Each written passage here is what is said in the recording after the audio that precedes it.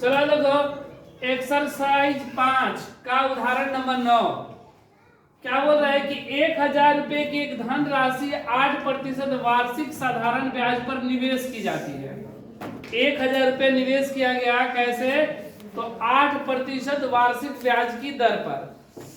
प्रत्येक वर्ष के अंत में ब्याज परिकलित कीजिए, हर साल के अंत में। क्या ये ब्याज एपी बनाते हैं? बोला कि ब्याज एपी बनाएगा, ब्याज का जो सीरीज होगा। यदि ऐसा है तो इस तथ्य का प्रयोग करते हुए 30 वर्षों के अंत में ब्याज का परिकलन करें। 30वें वर्ष क्या होगा ब्याज, हमसे ये पूछा गया है।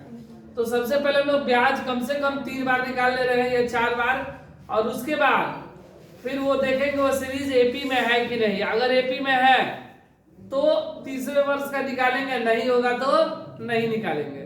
तो देखो सबसे पहले मूलधन मेरा है वो कितना है? मूलधन जिसको हम लोग बोलते हैं प्रिंसिपल पी, वह 1000 रुपया है। उसके बाद दर जिसको रेट बोलते हैं आर, वह 8% है।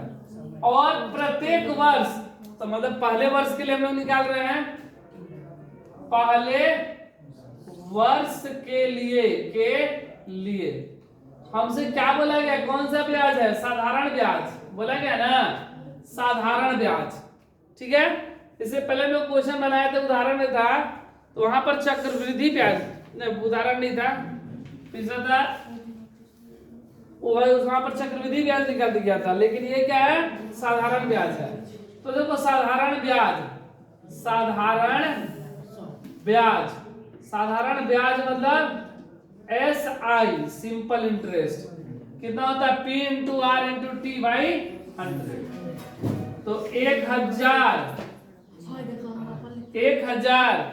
गुणे रेट कितना? 8 गुणे समय 1 बटा में 100, 0 0 0 0, 8 गुणा में 80।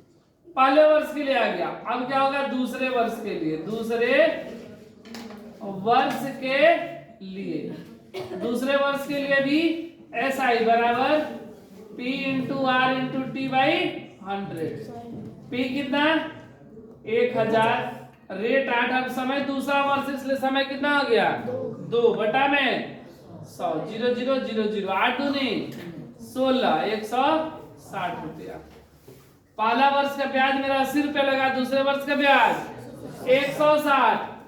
अब देखो तीसरे वर्ष के लिए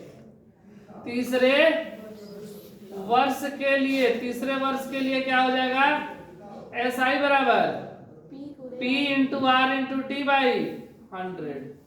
P 1000, R 8, T 3 बटा में 100, 0 0 0 0 कट गया, 8 3 का 24, 240। कम से कम 4 बार निकाल ले रहे हैं। चौथे वर्ष के लिए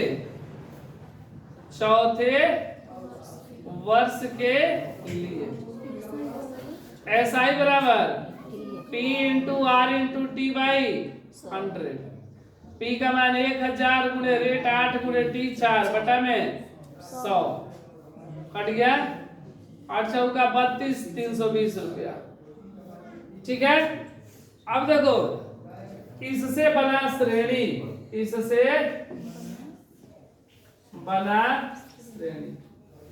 कौन सा श्रेणी बना है? 80, 160, 240, 320 dot dot dot dot dot. अब यह चेक करेंगे कि यह एपी सीरीज में है कि नहीं। अगर होगा तो 30 वर्षों का बोला गया, हम लोग निकालेंगे। तो डी बराबर क्या होता है? A2 माइनस A1, 160 माइनस 80 कितना हो गया? 80। फिर डी का मान निकाल लो, A3 माइनस A2, A3 का मान 240, A1 A2 A3 240 minus A2 160, घटा देंगे तो 80। लग रहा है कि एपी में है। फिर डी बराबर A4 माइनस A3, A4 का मान 320 माइनस 240, घटा देंगे तो 80। तो देखो अगर साधारण ब्याज रहता है, साधारण ब्याज, तो एपी में आएगा। अगर वही चक्रवृद्धि ब्याज रहता तो एपी में नहीं आता। यहाँ पर लिखेंगे डी का मान समान है, डी का मान समान है, समान है, इसलिए यह एपी श्रेणी है, एपी श्रेणी है। अब देखो बोला क्या था, अगर एपी श्रेणी में है तो